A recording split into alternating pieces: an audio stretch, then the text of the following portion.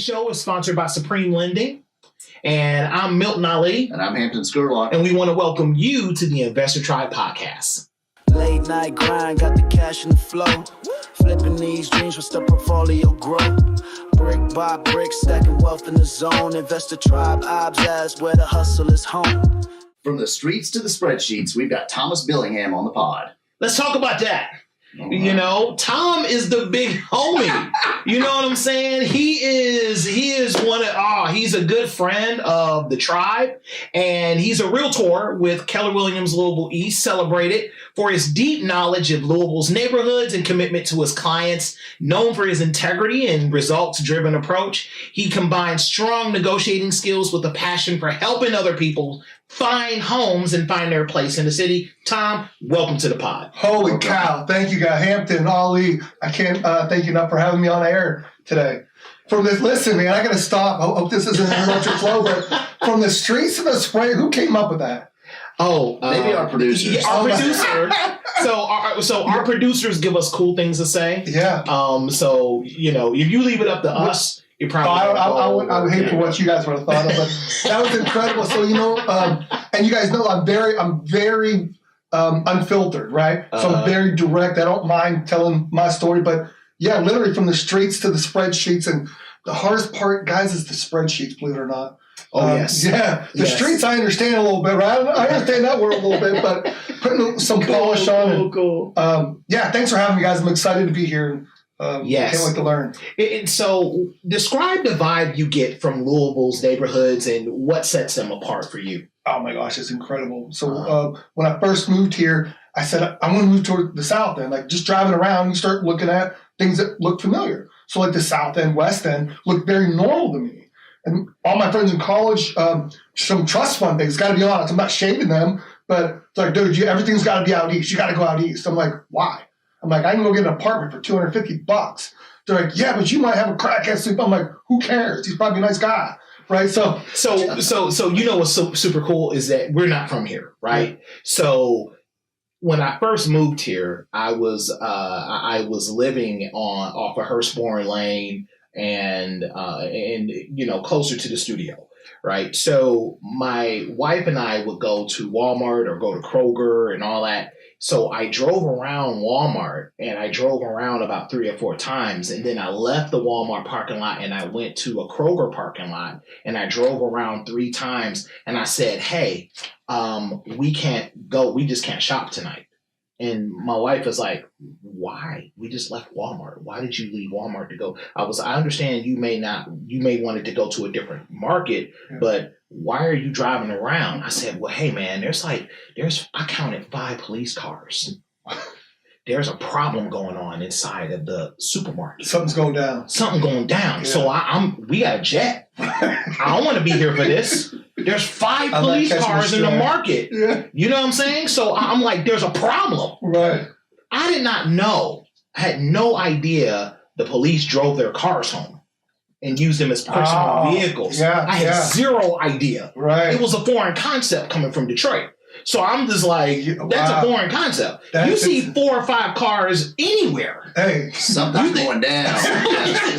Something is literally going down. Just like the guy, you see somebody run, I'm not asking questions, I'm calling. No, I'm going. So it's a little bit of a culture shock living here, and I agree with you. South End, land of the free. Love it. Like, it's absolutely amazing. And so so from a standpoint of how you navigate around the neighborhoods and how you're providing a lot of guidance and expertise for people, sure. How do you negotiate all that? Man, love that. So just like life, right? Trial and error. Okay. So when I first moved here, I left Okinawa, Japan, and I went home to Pennsylvania for a few months. I was there for a few weeks, and I packed up and I moved here. This is circa 2000. We had Tom-Toms. I'll go back to that. We had Tom-Toms and some Magellans. And I was lucky to even have one. My dad gave me an old one.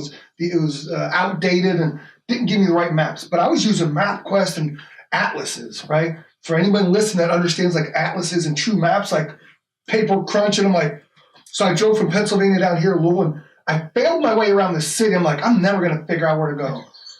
True. Speaking of Kroger, I went to Kroger. Some buddies of mine were having some beers or going by the pool. And they said, man, pick up some pizza and come by the pool. I said, okay. So I went and got my $2, $3, and I got some of those little Totino's pizzas, and I got like 4 or 5 of those jokers, right? And they were frozen. By the time I got there, they were melted. He's like, Mason's like, I'm not eating this shit. The cheese is probably all rotten. I drove around the city for 2 hours trying to get from St. Matthews to Anchorage. That tells you anything. Yeah. I was on the freeway. I was all over Beverly Hills, man. I was all over this place. Hey there, I'm Gary Settle with Supreme Lending. With 20 plus years in the banking and financing industry, I'm here to help you accomplish your dreams with respect to buying a home. A primary residence, a vacation home, or an investment property. You can come to me with confidence and know that I can find the best thing to fit your needs. So, how do you connect? Call me. My cell phone number is 502-298-1356. Also text that number, 502-298-1356, Monday through Sunday. Let me help you accomplish your goals and your dreams. For all those listeners out there who were born after 2000, a map is a piece of paper. Right. It unfolds, and you could see where you are roughly and follow these little squiggly lines, which were roads, and a lot of them didn't have their names on them. The main roads may have the names on them, but a lot of the small back roads wouldn't. So you kind of wiggle your way around town, try to get where you're going to go. Sometimes it takes you 2 hours to get across town to have some beer or eat some pizza with your friends. But MapQuest was a website. It would give you line by line direction where to turn and where to go. But if there was a detour or a bridge was out or something, you were just screwed because you like, I don't know where I am. Well, what you did is you roll down the window and you talk to people, right? Sometimes. And then you say, hey, man, I'm trying to get through here. Where am I going to go? And, well, go down a couple miles this way. And yes, but people, that's one thing about Louisville. People were engaging when I got here, and people still are. I love the city. Yes. Right? So you roll down your window and talk to a stranger. I go back home. It's like, I can roll down like 2 inches. Hey, man, where's it? I'm not talking to you. But people are a little bit more cold up north than they are down here. So evaluate this statement. Up north, people are not friendly. However, they can be inviting. Down here, people are friendly and not inviting. Here's what I mean by that. I can get money with you if we're up north. Yeah. And now it's like we're cool. Right. Because we're on a mission together. But initially, I'm not friendly with you at all. I'm throwing up those brick walls. I'm not friendly with you at all. But once there's a rationale for a relationship, we're cool now. Bring me purpose. Bring me purpose of why I'm going to spend my time in a relationship with you. Yeah. But I love the way you flipped that and said, they're inviting. Say that again. So they're warm but not inviting. Yeah. Like you're not coming to my inviting, but show. not friendly. Yeah. But then there's friendly and not inviting. We're dressing up, going to the all-white bastard, the swanky place at the country club. I'll hang out with you over here, but I'm not going to put you in this environment with me. Does that make sense? So that's something I've experienced where trying to call it what it is, upper crust or different classes of people. I actually did a podcast a couple years ago called Class Jumping. A lady was doing it. She's out of Chicago. And she's like, do you think you class jumped? And I was like, what the hell does that mean?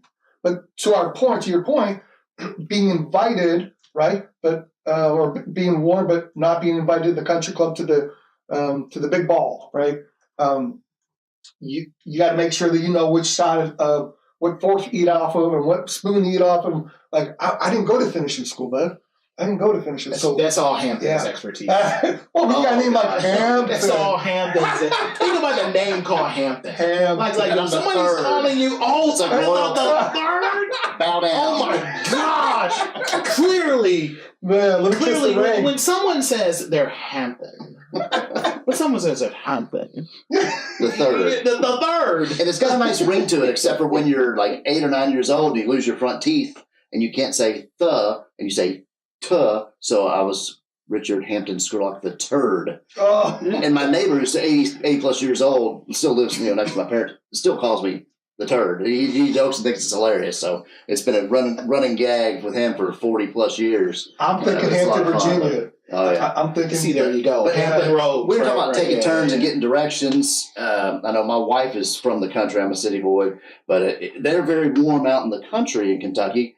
And sometimes you don't get cell phone signal and you'll lose signal and you have to ask for directions. And they are very warm and they're friendly, and they're going to tell you, turn by where the old barn used to be. And you're like, the old barn used to be, it's gone. I'm not going to. But they give you some very interesting directions when you're in the backwoods of Kentucky, and you can get lost for a long I probably time. expect you to know. Yeah, that's so true. They may, but there's a lot of stuff to keep up with, and running a small business is hard, and you shouldn't have to be an editor, an actor, a brand strategist too. Our friends at Bespoke Marketing, they help you look great while doing the things that you do best. Visit them at bespokemarketing.org. Bespoke Marketing, connections tailor-made. Well, let's talk about a time, because we're both realtors, so realtor gang in the house, so we, love that. And talk about when you had a deal take a surprising turn. Sorry, man. I know this is your recording. I just got chills and a little choked up about this. And I'm very real. Like when I first started this off, like I don't have much of a filter. So about 3 years ago, right? Real estate's going good. I have a client that had 32 properties. 27 properties. Right. Just keep 27 properties. We're going to sell for north of $1 million. And he said, I'm ready to sell it. So I went out and did the work, had both sides of it. Okay. Had both sides of it. Someone says, cash, we're closing in 10 days. He signs the contract. We get to about 2 days before closing. He says, I'm not selling. So what do you mean not selling? and I'm going to stop it right here. I'll tell you right now, I didn't have a buyer's agreement. I didn't have any listing agreements. All I had was a paper contract. And so I owned it. I wear it. Because I was going through a time like I was ascending, like, okay, great. This is another $1 million deal. This is giving me like 60 grand in my pocket. Now I'm having a nice little level set base, and I'm going to get ready to fly. I'm getting ready to perpetuate. I just bought a house, built the house with a girl. Like life was happening, and then it stopped. And that crushed me mentally, emotionally. I'm telling you, bro, I cried for 3 days, like shook at home. So that took a big turn. And I'm telling you, as I sit here now, you've known me for what, 7, 8, 9, 10 years now? How much have you seen me in the last couple of years? Like I just came back to East. I was ducking out, because that tripped me up for a little bit. I'm like, I failed in the most miserable way. It affected my son's school. It affected bills. It affected what I was doing. It affected my story. It was affecting my show. Talk about being like an actor. It affected my show out in the streets of real estate. Yeah, that's very raw and real right now. But I bounced back from it, and here I am, taking shots and still standing. Definitely appreciate you sharing that, man. I think there's a misconception about how real estate agents even get paid remotely close, right, to how they get paid. You're thinking about how, on a fundamental level, we are only attached to one outcome, and that is when business transact. That's when property transact. Everything else doesn't really matter. There's no consolation prizes in this business for investors. We're only we're benefiting when there's something that's happening. We don't benefit from the research. I don't benefit from showing you property. It's just leading towards that one outcome. There isn't any, and I'm not going to say it's a zero-sum game, because there's room for all of us to thrive. At the same time, that is a real dynamic that I think people don't understand. And I don't want to ever play with someone's life. Now, due diligence is due diligence, right? So I can, look at any type of deal, and now you start digging into the numbers. Now we have a separate conversation. Okay, it's due diligence now. We're noticing that things aren't as they appear, and that's a separate conversation to have as far as why I'm pulling out or why I'm walking away. At the same time, though, it is people, are looking to either sell for their purposes or purchase or buy for their own purposes. Appreciate you sharing that, man. I mean, really good. There's something special about helping people find home in this city, Louisville. What's that for you? No, I love it. Again, I get chills. And let me go back to what you were talking about a minute ago, just real quick. But trading that time, like putting that work in, there's no consolation prize, right? And but I was so honored and flattered and just floored that you guys even asked me to be on here. When you did, I thought, jumping at this chance. Usually this is my lead gen time, man. You know what? People say, well, I do from 9 to 12. I do from 9 to 10, whatever they do. I like that lunch to like the 2 to 3 hour. Oh, good. And we'll get it another time. I don't want to take up time here, but there's a special reason why I do my lead gen from like 10 to 2 every day, right in the middle of the day. But when I had the opportunity to be here with the Investor Tribe, to me, it was worth it. I feel like I'm cheating on myself by not making my lead gen calls now. But look, for you guys, it didn't matter. Like I quit real estate just to hang out with you all, man. Well, we want to give you. You'll get a plug. People recognize you from this, and they're going to recognize you for being out in the community. And I know you work with athletes. You work with celebrities. I mean, who do you enjoy working with, or what types of people are you targeting when you're doing your lead gen? Who's your ideal? People that love Louisville. So to Mel's questions, so those neighborhoods, from starting it like learning to get lost in the south end and the west end to understand where Anchorage is and St. Matthews and now like Eastwood and like the far east. I've just been around so long and have just been in the crux of like nasty, grimy deals to the elegance of selling NFL players homes out in the East End, right. Selling properties out in eastern part of the state in Hampton, Kentucky, like selling multi-million-dollar farms and being a part of that. So I've got to just learn by doing, right? Learn by taking that shot. And a lot of it was just by lack of education. Someone saying, hey, go chase this investor down. So I didn't mind going down the West End, but getting just to be in part with the people of the community, you just get to learn, right? And a lot of that comes natural for you. I noticed that your hands are in a lot of different things, and it's super cool to be able to talk to you about so much. Like every time we would chat, I'll see you in the office, or we'll be out in the street, and you're either working on a deal or you're working on something different, and that's super cool. But before real estate, life looked a little different. Kind of tell us a little about that. Man, it did. So I'm involved in the Keller Sports and Entertainment. Okay. So that deal I talked about that fell apart, that was going to quote unquote make my career like launch. When that fell apart, I almost quit real estate, man. I was going to go back to coaching football. Okay. I thought, man, I just failed. Like it just crushed me. I was embarrassed, ashamed, all the things. And you played at U of L, right? Yeah, I was a walk-up for John L. Smith in 2001 and 2. Oh, sweet. And that's what I started drawing from. I said, well, how am I going to reset myself? So I have some friends, Jordan Stewart and Jason Ross. They're Keller Williams respectively out of DC and Florida. But they started a community called Keller Williams Sports and Entertainment. And I thought, man, if I'm going to get back into football, let me keep real estate and I'm going to dive into sports entertainment. So about 3 years ago, introduced to that. So when you say I'm involved with it, I am involved. So I talk to more agents around the country than I do sometimes investors or potential buyers or sellers. We can get into that down the road, but what I did was draw from what I did before real estate. So to your question, Hampton, was I used to coach football. So when I got in the Marine Corps, lived above a bar called the Grand Ole Inn. Lived upstairs, worked downstairs. I walked on the football team, did all the things, but I'd be straight up honest. I partied my way right the hell out of it. I was doing the Naval Reserves, but yeah, I had too much going on at one time. You're not the only one who partied out. Okay. So I ended up coaching. I went to Christian Academy in Louisville. I spent 2 years there. I got fired my second year, halfway through the season. They wanted me to sign a no alcohol waiver policy, so I ain't doing it. I was bartending. So I was still bartending, saving up money for a wedding ring. So I said, I'm not going to sign it. They said, well, why not? Just sign it and go on. I said, because I have integrity.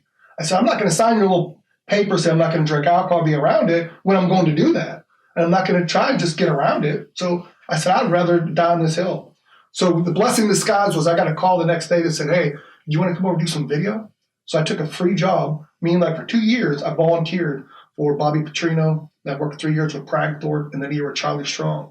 So I worked 2 years free, getting up at 4 a.m, spending hours upon hours in mat drills and videotaping practices, breaking down film. Oh, you were an analyst. Yeah, absolutely, 100%. Gotcha. So being able to look at offense, defense, special teams, same thing in real estate, looking at the play. So you're talking about the due diligence. You got to do your due diligence ready to perform on a spreadsheet, Hampton, you're not going to buy anything without knowing the numbers, right? And a backup plan, exit strategy, and a backup plan to be just like football. You're not going to call a play in the huddle without knowing contingencies or checks at the line, or knowing what the defense is going to do. What are they going to check in and out of? Right. I was coaching football, taking some jobs, doing a little bit of hustling here and there, and then flipped a few houses, got my license, the circumvent commissions. Then the phone started ringing. And so here we are today, almost 10 years later. Managing real estate can be complicated.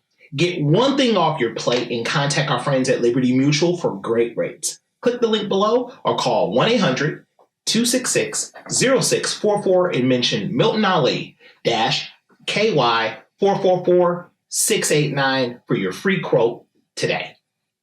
I think Milton may have a little eligibility left. I don't think you get a 100 push-ups a day at 9 years old. He's ready to go. Yeah, man. If you're out on any other places, look at a 50-year-old freshman. Can you kick field goals? What can you do? He says he's got a jumper and a crossover. So I think that I would be, first round draft pick for Waterboy. Ooh. Sponsored by that high quality H2O. I can make sure that the water is nice and cold for everybody. I think that no one's better. Yeah. Okay, no one's better. But so how is your take? Your take on how Louisville is changing is fascinating to me. So just kind of help us understand that. Louisville certainly has changed, right? So just like any city has changed, we went through almost like a perfect storm, right? We had COVID, then we had Breonna Taylor. We can get into some of the socioeconomics of this thing. Dynamics, better word. Yeah. But Breonna Taylor, George Floyd, all these folks that were global people that, I don't know how to say sensitive or not. Louisville became a hotbed. Man, again, chills run down my spine thinking about this. Everything is it's broken the city. I think at some point there's some people really broken about this. And whatever cause, I don't think Louisville is a city that's going to remain divided. I think it has been divided in the past, but city of Louisville has been such a compassionate city. I know that's been thrown around quite a bit, but it really is, because look at us sitting here now, right? Talking about something that's so tragic that has brought so many together also. Now, there's their own fights within that, but Louisville's changing because it's growing. If it wasn't growing, people wouldn't care about the city. Let me back up. If people didn't care about the city, it wouldn't be growing, right? So it would just be a deathbed city, and it's not. You have the West End. Portland's growing. Gil Holland, who's putting so much time into the Portland, buying up property to develop it. If you ever go on the city website, don't go look at all the social media bashing stuff. Look what this city's doing for the area, the Kentuckiana area, the bridges that are connecting Southern Indiana and Kentucky. Just grow. It's such a thriving area. And there's a lot more to come with that waterfront redevelopment. They put in a nice park. There's some commerce going in. There's the city's bought some more property, and they have millions of dollars dedicated to that project. And it's coming. It's gonna even going out east. If you've read about the East End or Eastwood Annex, where they want to annex and be like a J town. So the more it goes towards Simpsonville, and the more Frankfurt and Wadi Patonia start coming towards Shelbyville, we're so connected to the Lexington and Frankfurt and Shelbyville and Wadi Patonia. 64. I was driving up down there the other day. It's expanding, right? Oh, when we first moved here, it looked like farmland.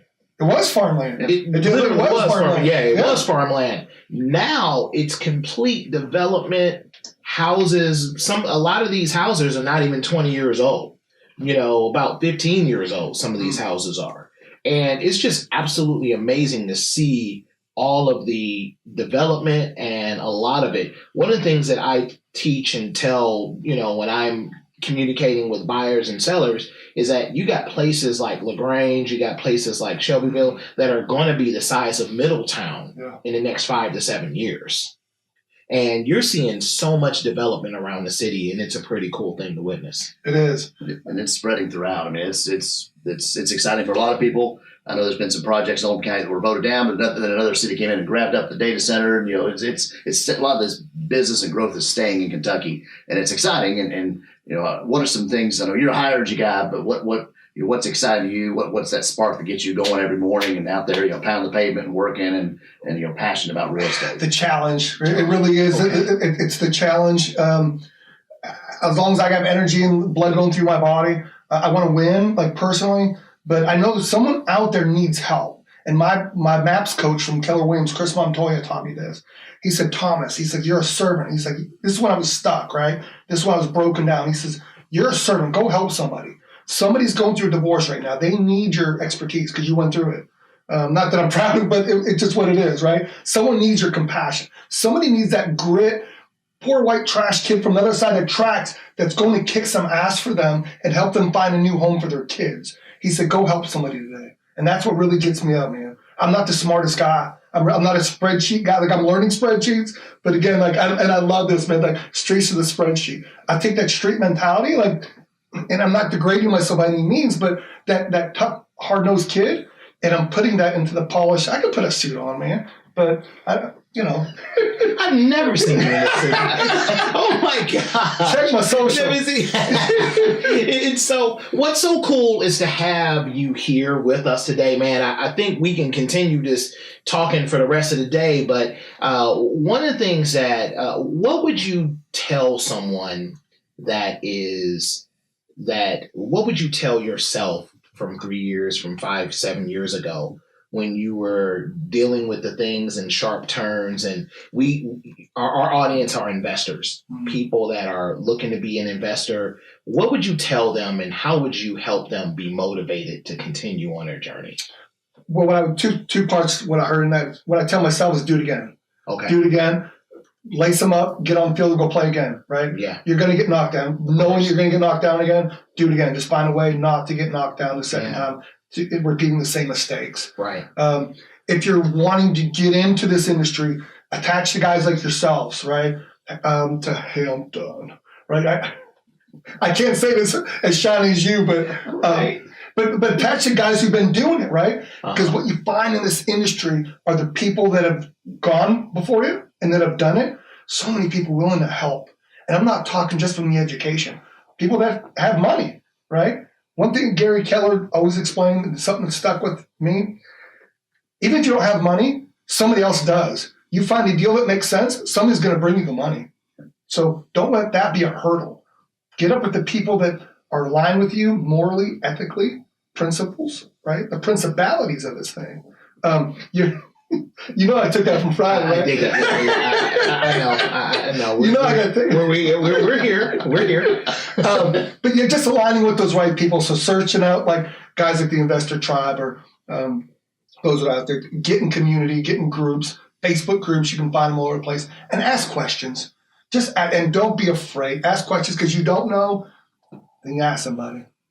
Yeah, definitely. And you can ask us, we're on Facebook, Twitter, Instagram, X at INB Tribe. Probably come to Spotify, maybe iHeart pretty soon. We're also going to be adding a video library, a lot of forums to the Investor Tribe website, which we may talk to you about shooting a video or two on there. But go there, you ask us questions. Also, there's topics you want to hear, videos you want to see us do. Let us know. Reach out to us at Milton@INBtribe.com or Hampton, Hampton @INBtribe.com. We look forward to your comments, your questions, your stories of encouragement, your successes, and just keep plugging away. There'll be peaks and valleys, but we're here for you. We're stronger as a group. We're a tribe. We're in it. We're here to help. I want to thank you so much, Thomas, for coming out today and talking with us. We're very blessed to have you here. Is there anything else we need to cover other than doing our sign out today, Milton? INBtribe.com is the place for you to join the tribe. I think it's so important for you to join the tribe, sign up on our website, and you'll have a lot of resources that can help you on your journey. I'm Milton Ali. And I'm Hampton Scurlock. And we'll catch you on the flip side of the Investor Tribe. The Investor Tribe podcast is brought to you by the Investor Tribe, all rights reserved, featuring Hampton Scurlock and Milton Ali, executive producer Drew Cookenmaster, produced and distributed by Bespoke Marketing.